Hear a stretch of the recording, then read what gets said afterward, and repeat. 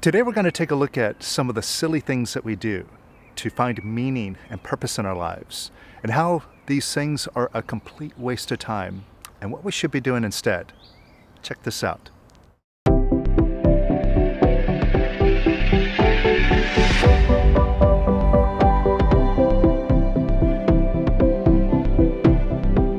Welcome to the Power of Quiet, helping you discover for yourself that within you right now, you have the ability to have, do, and be whatever you choose. And what we do is we show you some simple and practical steps to uncover this power, see it for yourself, and actually demonstrate it in the world. Make it really tangible. So if you're new here, hit subscribe. And if you like what we do here, you like this content, hit like. That'll also help the algorithms and help us get this message out to the world and show the world where their power truly is. Because a lot of us, we're just giving our power away. And that's what I want to talk about today. I got some tough love. You ready for it? Now, at least once a week, while scrolling through Facebook, I come across one of these beautiful gems, which is basically a word jumble that comes along with a caption that says, the first three words that pop out are your consciousness, or what's going to be coming to you. And I see friends of mine, people that actually know this method, that they know how to release, or they know some real spiritual work that they could be doing, falling for this nonsense, and they're responding to it. Oh, I see strength, courage, connection, empowerment. And occasionally, I'll respond to these threads, and I'll simply state, look, this nonsense is coming from a beggar's mentality. You're looking for a set of words to give you meaning, to give you enlightenment, to give you abundance. You're looking for the words to do it for you, rather than looking within you to do it yourself. And the same thing is true with a number of other voodoo things that we do to uplift ourselves in some way. Whether it's crystals, or wearing special beads, or listening to spiritual sounds. It's like trying to get meaning outside of yourself. And I've had some conversations, and I've heard some of the arguments in favor of this stuff, and they basically go like this. Well, this stuff does have power, right? It's like the universe is talking to me through this stuff, or there's special energy that's concentrated in this. And that's nonsense. Look, every legitimate master will tell you the same thing, that you are the you in the universe. So if you're looking at a piece of rock and saying that, well, this has special energy and power, well, every master tells you that all of that is your creation, it's all your picture. So if you're saying, well, that has power, well, it's because you, the God, is giving that godlike power to that thing. And it's a substitute for taking it directly yourself. And Lester said as much. See, Lester, he was a master, and he spent a good part of his life living in Sedona, Arizona. And if you're familiar with Sedona, they have these things called vortexes. And people point out, because you have trees in certain areas that have a twisted shape, and they attribute it to different reasons, energy of the planet, or something a little bit more scientific. It's because there's iron in there and it draws up energy, and then it gives these weird shapes to the trees, but it's like a vortex of energy. And people go there looking to bask in this energy, looking for it to uplift them. You know what Lester said? How ridiculous is it for an unlimited being to draw energy and draw enlightenment from a piece of dirt? And isn't it silly when you look at it that way? And so when people say, well, when I hold this crystal, I just feel the energy. Or when I put on this mala, I feel more grounded, more connected.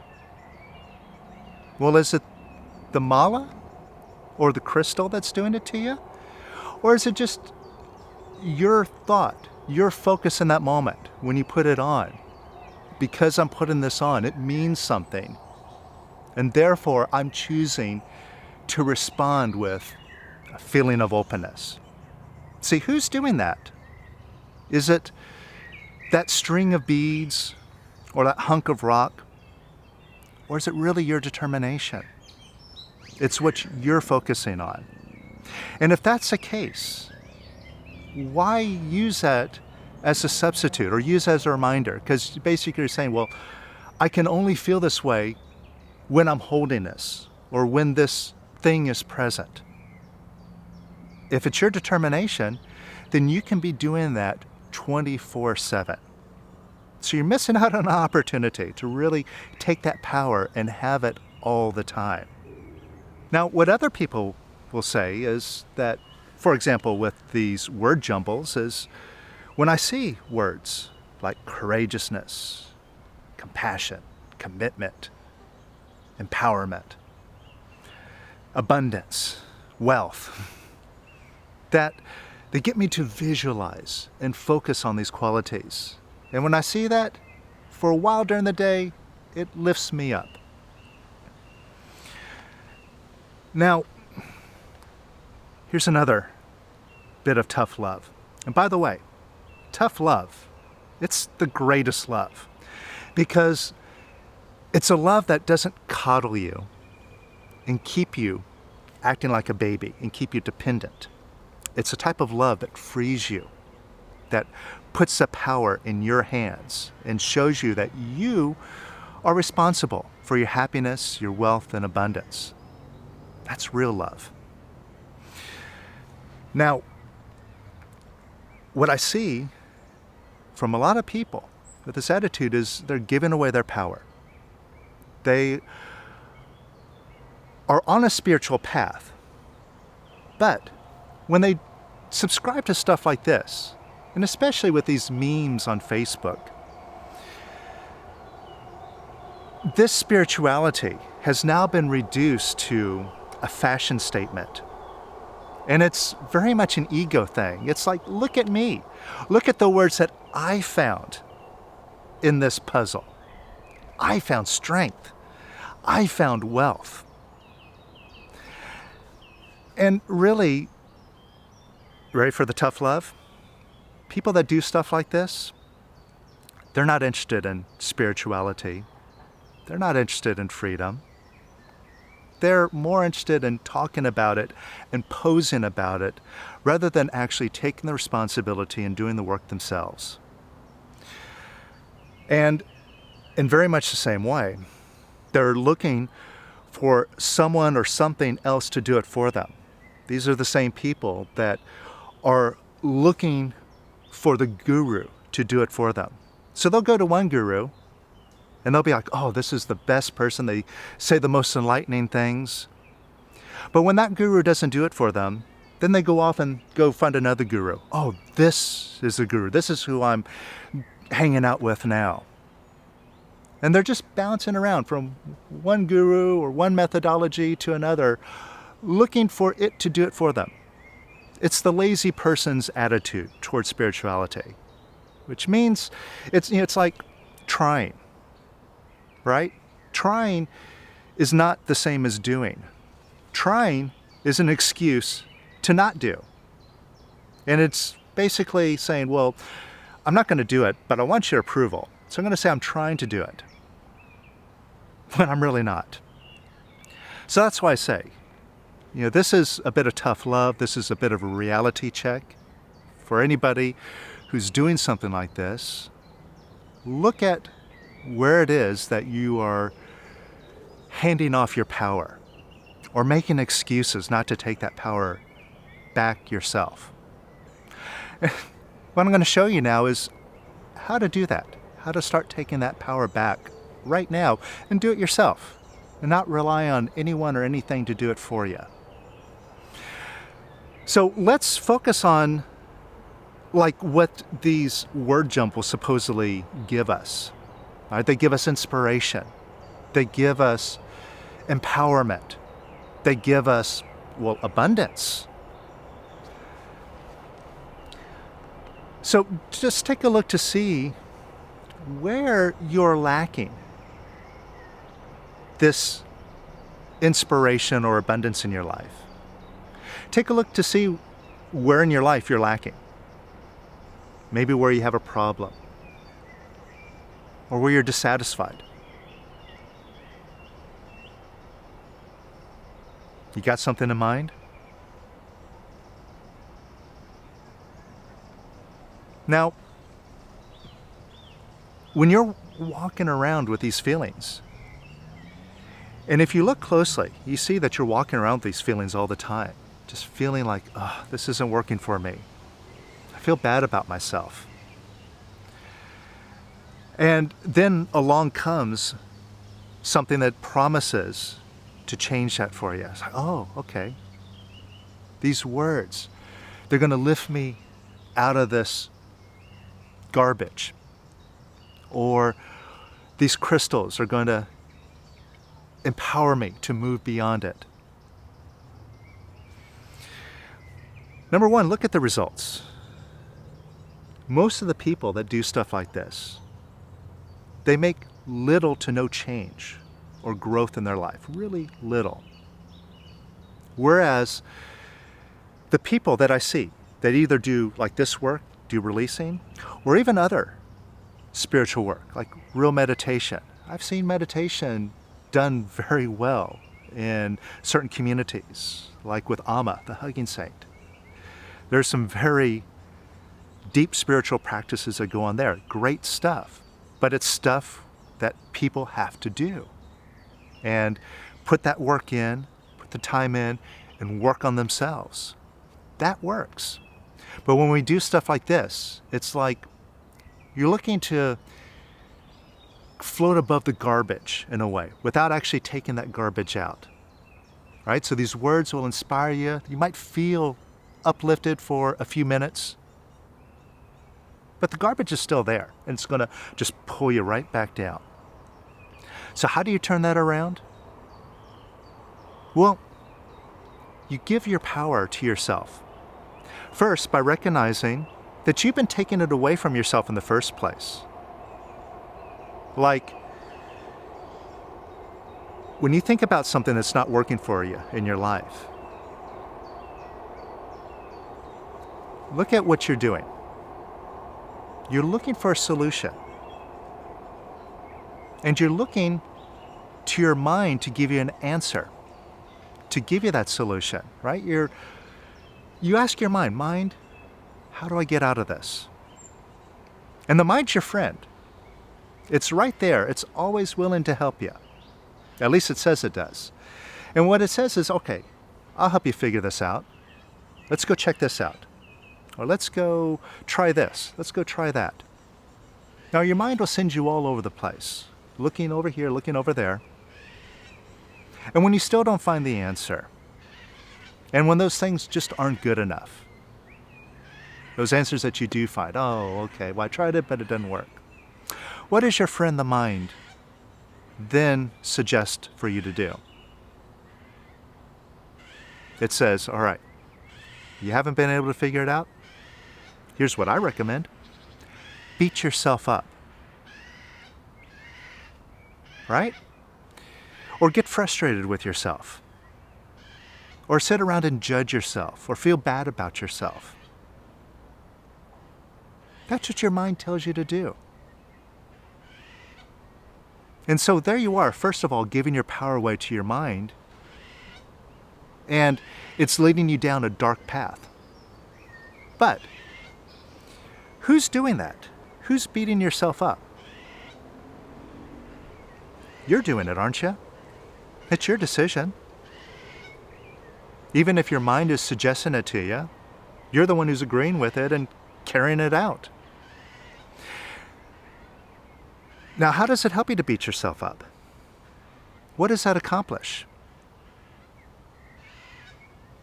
Does that put you in a better place? Or does it actually end up digging you into a hole?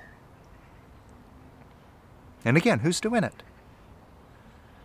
So if it's not really helping you, and you're the one who's doing it, now you can make a decision because you're the one who's in charge. And that decision is simple. I'm going to be positive and love myself, or I'm going to be negative and beat myself up. What do you decide? Now I'm assuming you're going for the reasonable answer, the answer that's the only answer that makes sense.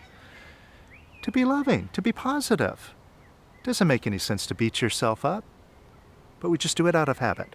But now that you catch yourself, you can turn this around. So could you let go of beating yourself up? You're the one who's doing it, and it's just a simple decision, yes or no. And could you let go of beating yourself up a little bit more? And could you let go of beating yourself up a little bit more? And even more. And even more. And could you let go of beating yourself up even more? And even more. And even more. And even more. And a little bit more.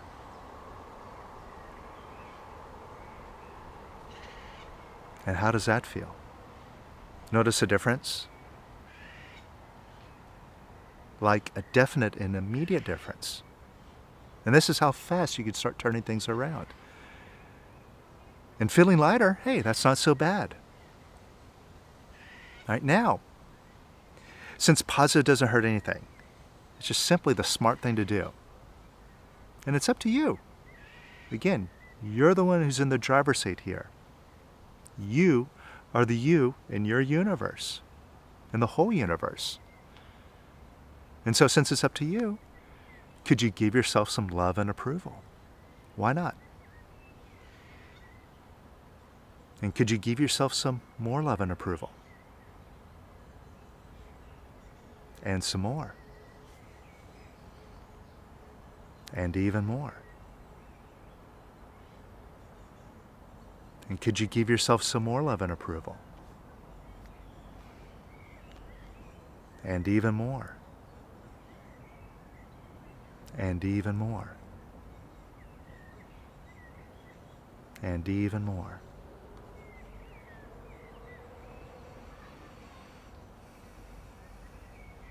And even more. And how's that feel? A lot better, right? And if that isn't a demonstration of where the power is to uplift you, that power is you yourself, then you don't have to be looking anywhere else for it. Now, another thing that comes up why we look to these things to inspire us, or to focus us, or to direct us towards abundance, is that we are looking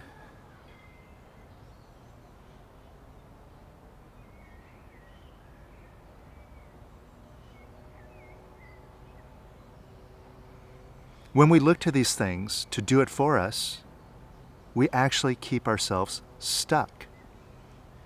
You see, some people might argue that, well, at least this helps me visualize, to get a picture of where it is I'm going, the qualities I'm going for. But any time that we try to visualize, like try to visualize a positive, like do affirmations,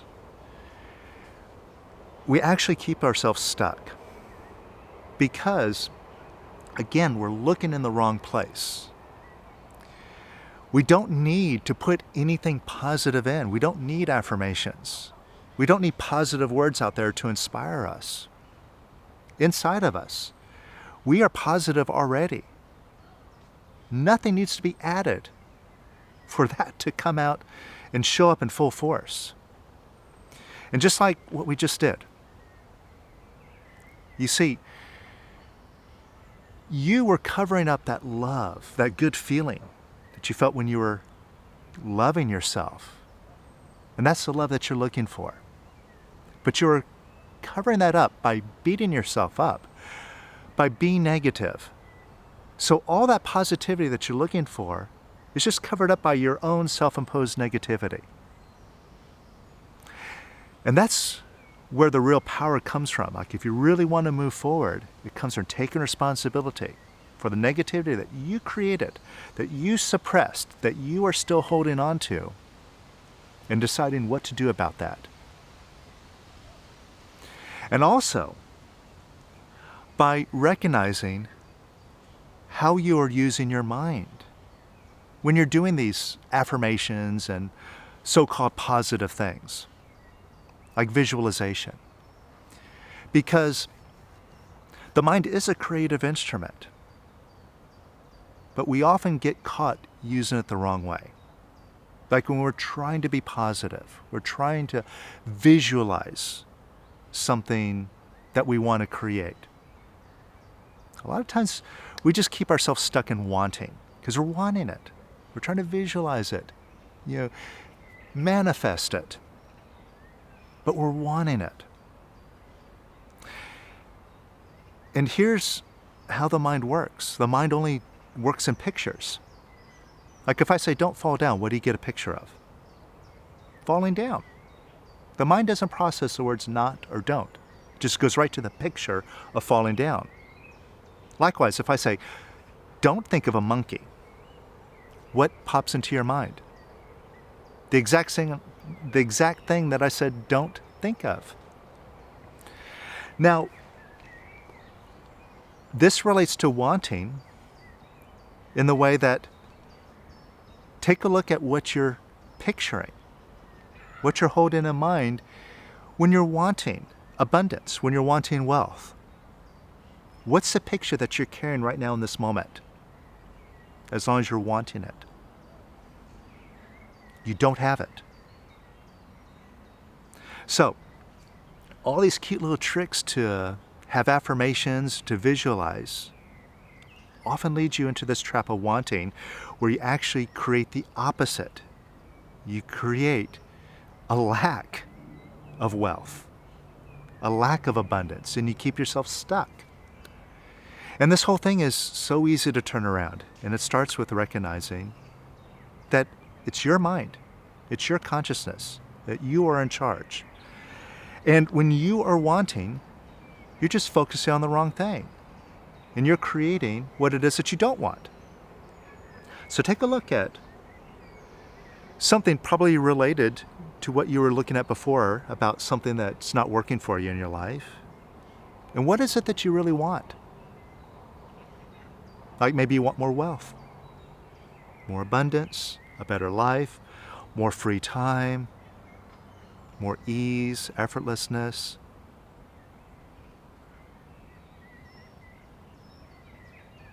And you can acknowledge that you're wanting it, right? And to some of us, we've been taught that wanting is a good thing. And our mind can't really wrap itself around conceiving how we can get anything without wanting it to begin with.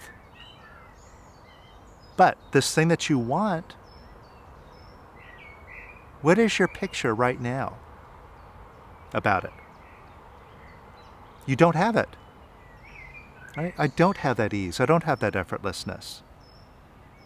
And where it is somewhere out there. It's off in the future. Now, as long as I'm wanting, as long as you're wanting, it's always going to be pushed out there and in the future. So how do you turn that around? Well, if it's your choice to want in the first place, and then if that's not working for you, it's holding the opposite in mind, well then try something different. Could you let go of that wanting? Try it out. Could you let go of that wanting? Could you let go of wanting that? Right? Wanting that abundance or whatever. Could you let go of wanting it a little bit more? Because notice that want creates stress. It's a feeling of neediness and lack. Could you let that wanting go? And could you let it go some more? And some more.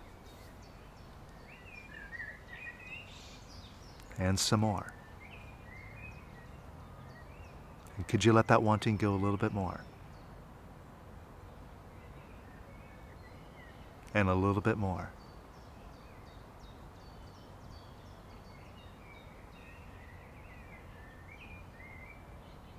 Now, check and see how that feels.